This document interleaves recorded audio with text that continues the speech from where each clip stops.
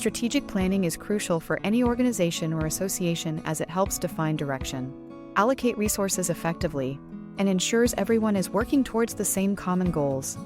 In this podcast, we discuss how having a strategic plan can set the foundation for making informed decisions and adapting to changes in the market. Let's begin the podcast. Welcome to the podcast. I'm Janice Klein's Marketing Manager for AOE. Today we are discussing strategic planning. On the podcast, I have two of our strategic planning consultants, Kathy Spanier, who is also our strategic planning practice group leader, and Drew Burns. Both have extensive experience in strategic planning, not only for AOE, but for many of our clients. Welcome to the podcast, everyone. Thank you. Thank you. So let me get started. Drew, I'm going to ask you this question. So tell our audience why strategic planning is important. I think the main thing is it keeps priorities focused year to year with the board of directors. All these board members are usually volunteers, and you usually get new members on the board every year. And a strategic plan makes sure that they understand the goals of the organization and allows everyone to hit the ground running. Imagine you had two new board members come on with their own agenda. It can really hijack all the progress that an organization has made leading up to that point. And it just helps provide them direction. I've seen a lot of boards with have no sort of onboarding, and then it takes them 6 months to even find their footing and realize their purpose for being there. Another important thing that strategic planning does, it helps you allocate resources, what you're going to do and what you're not going to do. And then also, if something changes in the marketplace, it's your foundation to jump off from there. Okay. So I know you both recently spoke on strategic planning in a presentation that you recently did.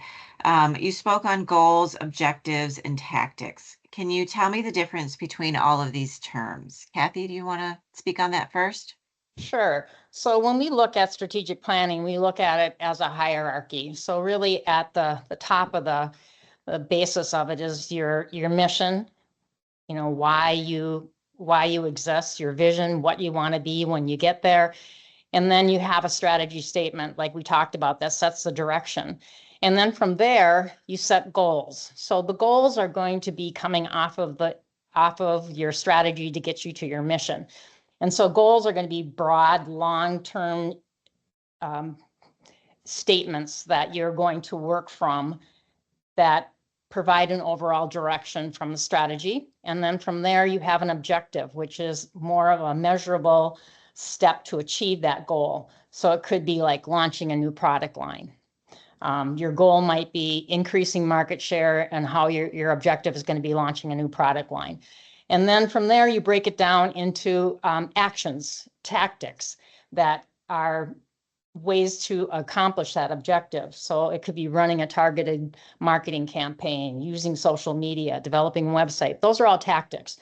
And what both Drew and I find is we've collaborated on this, is that people want to drive right to the tactics to try to satisfy before they really identify. And that's why it's important to really look at the hierarchy of strategic planning and have those goals that help you hit your strategy, but be able to measure them and have the right tactics in place.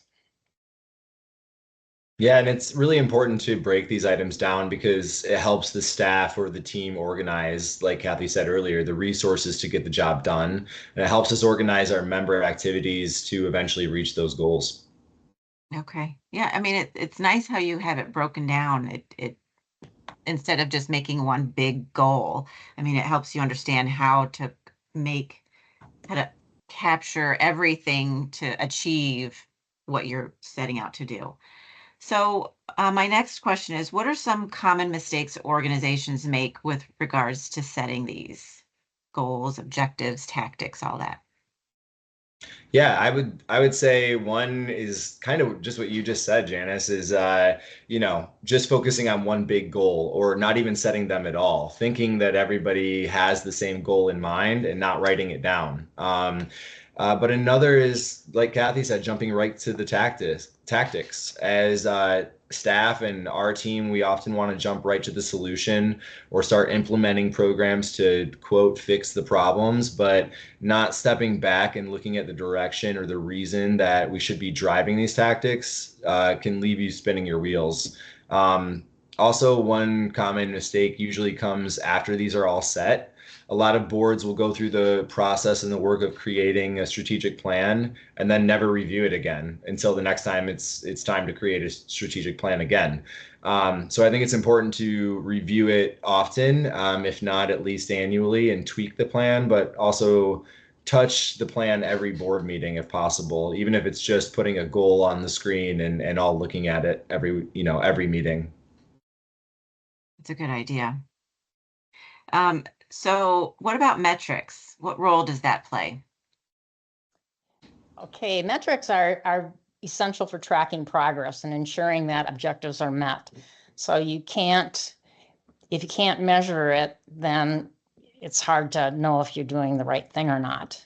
So I think it's important to have them, and there are ways to identify if the objective is right too.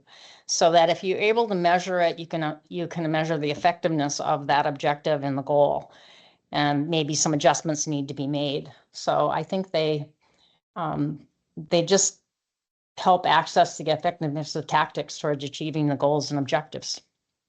I find that they also get the board or the leaders most excited. That's what they really kind of rally around. If they think that they can increase their market share by 10% and see the ways that that's going to happen, it really excites them. Yeah, I think that's a good point. So tell our audience why all this is important. For me, I like to think of it as like flying a plane or driving a car. You got to have a map. It can be fun to drive for the sake of driving, but you might end up lost or out of gas and frustrated. And having a strategic plan will help guide the organization to where it wants to be. It also helps keep the staff and team on task and allows the executive director to point to that plan and say, I want to do this program and here's why I think it's important, or no, board member, we shouldn't be doing this because it doesn't fall into our strategic plan at all.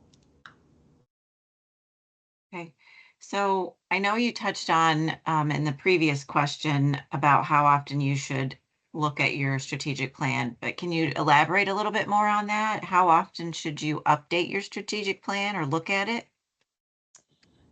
Yes, I think minimally they should be reviewed every year, but there could be things that happen in the marketplace that would or trends or things that are happening in the marketplace that you should be looking at it more frequently. So there could be an organizational change. All of those could impact the strategic plan. So it's not, I think the old school of thought is you write it, you put it on a bookshelf and that's it. That's not the way it is. It's very dynamic. Plans are very dynamic. So minimally, annually, but because of the market conditions or trends, more frequently. Yeah, it's really important to look at it often, in my opinion, especially how quickly things are changing in the world. I mean, just even digitally, everything is changing. So your tactics and your strategies surrounding just your social media plans are going to change pretty frequently. Okay. So let me change gears a little bit. What about vision and mission? How are these two different? Can you help our audience understand the difference between these two words?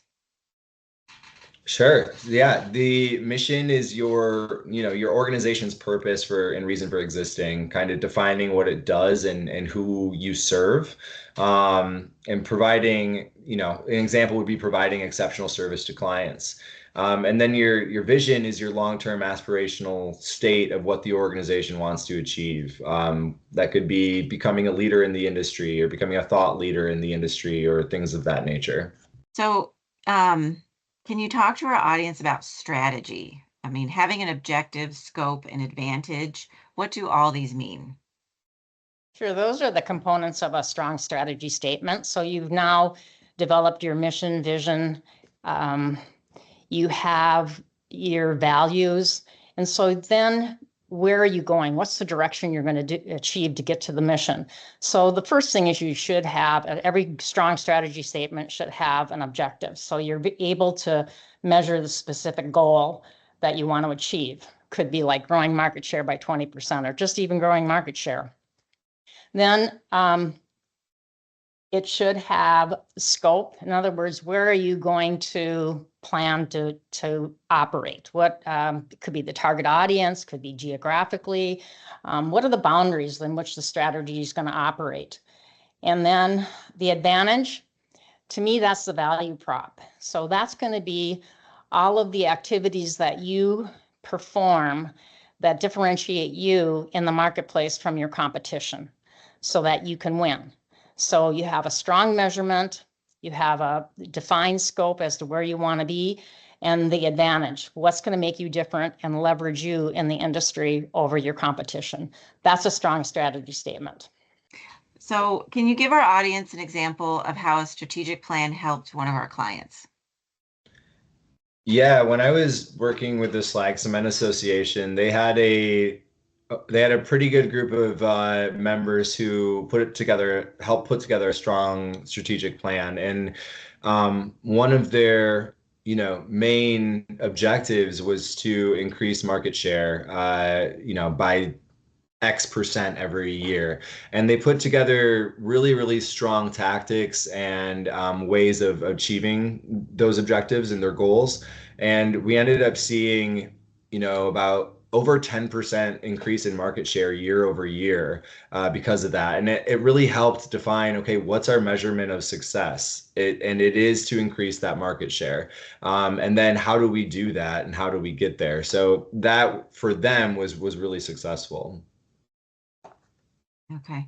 So for our listeners, tell them how AOE can help organizations or an association with setting up and creating a strategic plan. Sure. AOE specializes in helping organizations create tailored strategic plans that are going to align with your goals and the industry trends. So we bring deep knowledge and a collaborative approach and proven methods to ensure your strategic plan is actionable and drives real results. Yeah, and it's a collaborative process too. So we work with your boards of directors every step of the way, and your members to solicit feedback. A lot of times we do a lot of research and pre-planning before we even get in a room and sit down with the board or your leadership. Develop reports on industry trends and things that you might want to consider when we're sitting down at the table and hashing things out.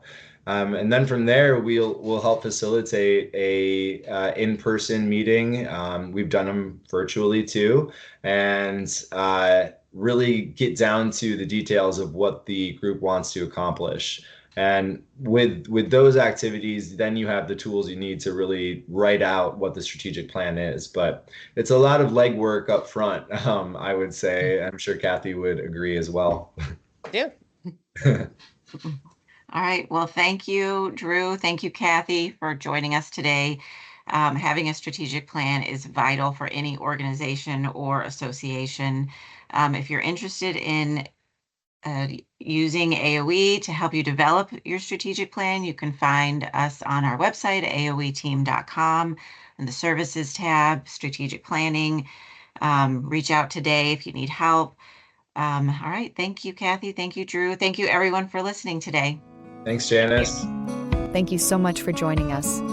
We hope this session provides value, and we hope you will join us for our next podcast.